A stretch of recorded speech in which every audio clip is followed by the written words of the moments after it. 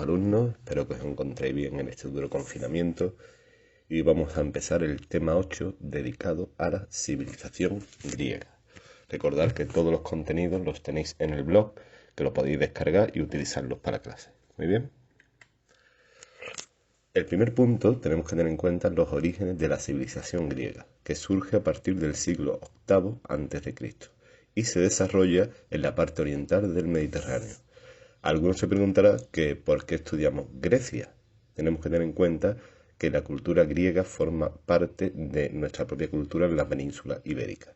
Bien, de esta forma los griegos recorrieron todo el mar Mediterráneo, construyeron ciudades costeras y nos transmitieron su civilización y su lengua, incluido a los habitantes de la península ibérica, que ya trataremos en otros temas. ¿Qué era la Grecia antigua? Tienen que tener en cuenta que la Grecia antigua no solo es el actual país que está al sur de los Balcanes, sino que la Grecia antigua abarcaba el sur de la península balcánica, como hemos dicho, la península del Peloponeso, que la tenéis al sur, las islas del mar Egeo, todo ese conjunto de islas que actualmente forman parte de la mayoría de Grecia, la costa mediterránea de Turquía, lo que se llamaba Asia Menor, y el sur de Italia y Sicilia, lo que le llamaron la Magna Grecia. Bien, aquí tenéis un plano donde se ve todo lo que abarcaba la antigua Grecia. Faltan aquí las colonias, que ahora hablaremos en ellas. Y aquí tenéis otro plano con lo que era la Grecia. Ahí se veis lo que era la helénica, es decir, todo el territorio de la Hélade, lo que los griegos llamaban la Hélade. ¿Veis? Aquí tenéis un plano donde se ve la costa de Asia Menor, que es Turquía, con ciudades como Éfeso, Mileto, Troya, que será muy famosa, las islas, ¿vale? Ahí tenéis la península del Peloponeso, donde se encuentra sobre todo el territorio de Esparta, que os suena a la mayoría, y Atenas. ¿Por qué estudiamos Grecia? Pues uno de los factores, como hemos dicho antes, es que forma parte de nuestra cultura. De esta forma, si os dais cuenta, muchas de las palabras que utilizamos en castellano, el griego es uno de los troncos del castellano. Si os fijáis bien, hablamos muchas veces y pronunciamos palabras en griego. Fijaros estos días, por ejemplo, en la palabra epidemia, que viene del griego, ¿vale? Viene epi y demos, del pueblo, ¿vale? Contagio del pueblo. Algia, que es una palabra médica, que son la mayoría del griego, que significa dolor, y nombres tan comunes, tan usuales que utilizáis, como han puesto vuestros padres, como Alejandro, que significa el que asusta a los hombres, o Andrés, que significa hombre en griego, y palabras tan comunes que la utilizamos todos los días, si nos dais cuenta, y hablamos en griego cuando, por ejemplo, pronunciamos la palabra mecánico, que es el relativo a la máquina. ¿Bien? Lo primero, vamos a ver qué eran las polis. ¿Qué es una polis? Las polis eran ciudades independientes con su propio territorio, sus propias leyes, su propio ejército. ¿Qué tenían en común las polis griegas? La religión y la lengua. Bien, las polis, al ser ciudades independientes, lo eran en lo político, lo económico y lo militar. Bien, las polis más importantes, como muchas, tenemos que nombrar, y acordaros siempre, Atenas, Esparta y Corinto.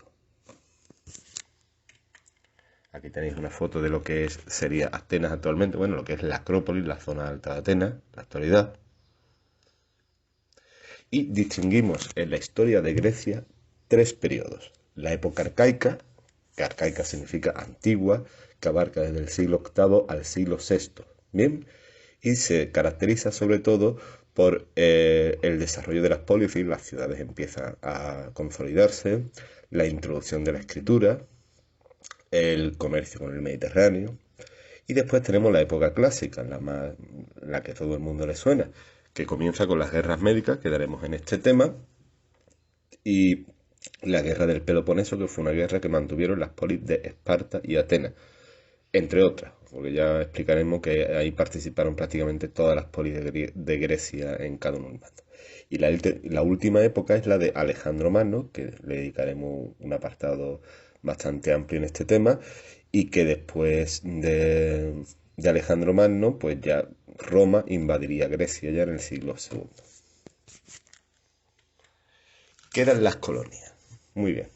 Las colonias eran ciudades fundadas en la costa del Mediterráneo por las polis griegas. Bien, ¿Para qué se fundaban estas colonias? Fijaros bien, cuando en Grecia las polis tenían problemas de tener pocas tierras y mucha población, para evitar problemas internos, guerras civiles, manifestaciones, bien, eh, cogían a los colonos, de ahí viene la palabra colono, los mandaban a alguna zona de la costa del Mediterráneo y allí fundaban una ciudad, pero era una ciudad que dependía de su polis. Mantenían las mismas leyes, bien, la misma política y estaba unida, por así decirlo, a su polis. Es decir, si Esparta, que fundó algunas polis fuera, mandaba un grupo de habitantes a la costa del Mediterráneo, ellos seguían considerándose espartanos, o si fuera Atenas, pues serían atenienses. Bien, las polis más importantes tenemos, por ejemplo, Siracusa, que está en Italia, Marsella, fijaros, una ciudad francesa, y en la península ibérica tenemos Ampurias, Rosas, Sagunto, y en Andalucía tenemos Adra, que es Andera. Bien, esto de las polis no os puede parecer raro, pero no es tan extraño. Pensad una cosa, cuando en España, por ejemplo, en el año 2008, con el tema de la crisis económica, eh, se, de repente se animaba en la televisión a que la gente que estaba en paro se marchara. Y si me estáis escuchando, fijaros bien, ¿no recordáis una serie de programas? No hubo uno, hubo varios, que se llama Españoles por el Mundo, Andaluces por el Mundo. ¿No os dais cuenta que todos esos programas de repente aparecen en una determinada época, hace unos años? ¿Por qué? Pues muy sencillo, porque se animaba a la gente a irse de su país para buscarse un futuro mejor. Y si os dais cuenta, y os recordáis alguno de los programas, todo el que salía en ese programa le iba bien. Nunca salía el que le iba mal. ¿Qué pretendía estos programas? Pues lo mismo que los griegos con las polis. Evitar que la gente que no tenía trabajo se marchara fuera para así quitarse población de en medio, porque aquí no podían mantenerlo. Aquí tenéis un plano de las polis más importantes, perdón, de las polis de las colonias, ¿bien? Y las colonias a la vez proporcionaron un gran crecimiento económico a las polis, es decir, a las metrópolis. Entramos en el segundo periodo, que es la época clásica. Durante esta época, las polis más importantes fueron Atenas y Esparta. Pero estas polis eran muy diferentes en lo político y en lo económico y lo militar.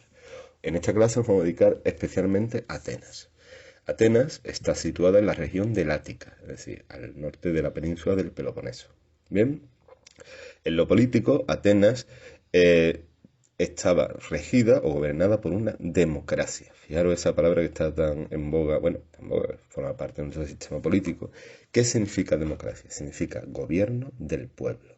Es decir, los atenienses podían elegir a sus gobernantes, pero claro, poner una mentalidad del siglo V a.C. Solamente podían elegir a sus gobernantes los hombres varones libres. No podían votar ni los esclavos, obviamente, no se les consideraba personas, ni las mujeres, ni los extranjeros. ¿Qué quiere decir los extranjeros? Aquella persona que no había nacido en Atenas.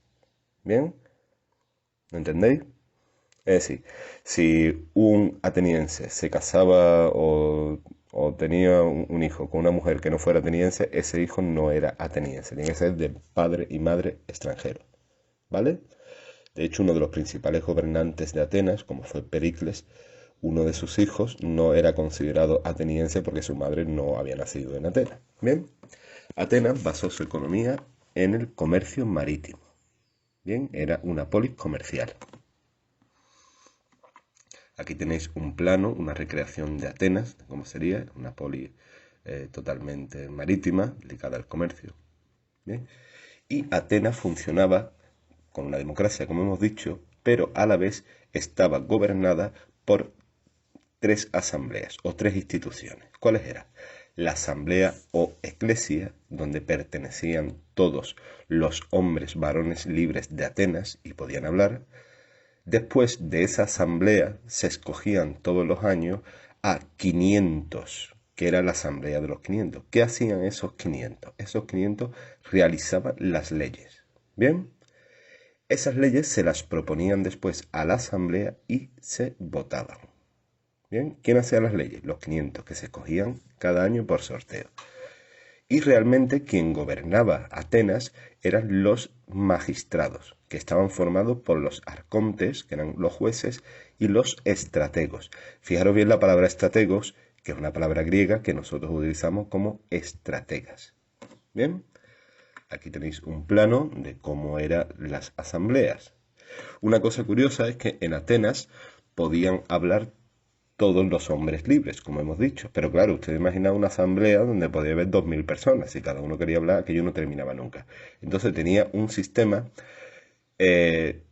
para delimitar el tiempo, que era la clexeidra. Si veis ahí un cubo en la imagen que os he puesto, el tiempo de duración que tenía cada persona para hablar era el tiempo en que se vaciaba un cubo y se llenaba otro. ¿Lo entendéis? De esta manera ponían un límite a las intervenciones, pues entonces podía ser aquello eterno, una asamblea podía ser eterna. Y nada, y esperando que os haya gustado, el próximo día daremos Esparta, que seguro que os llama mucho la atención. Espero que os encontréis bien